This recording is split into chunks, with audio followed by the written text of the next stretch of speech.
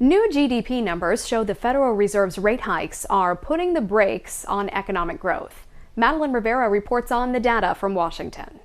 Concerns about the U.S. economy are growing, with a new report showing its momentum is slowing.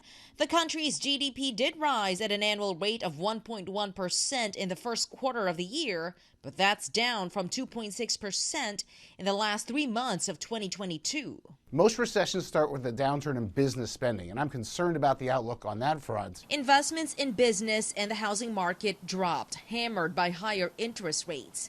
But consumers are still spending, and the labor market remains resilient. Jobless claims fell last week, a sign of progress, says the White House.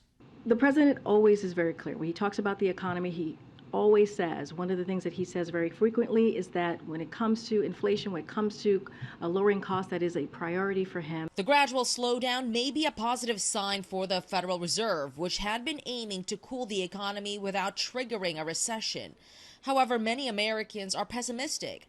A new poll shows 78% of voters think the economy is in bad shape. We are seeing a decline in global demand for U.S. securities, and there's a reason for that. The dollar's dominance is at risk. And there are more challenges ahead.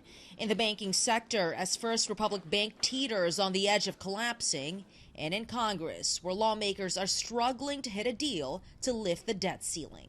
We have to avoid a default. It'll be devastating to our economy and the reputation of the United States. The Federal Reserve is set to meet next week, but key economic data, including Thursday's GDP report, could influence their decision on whether to impose more rate hikes or pause them. In Washington, Madeline Rivera, Fox News.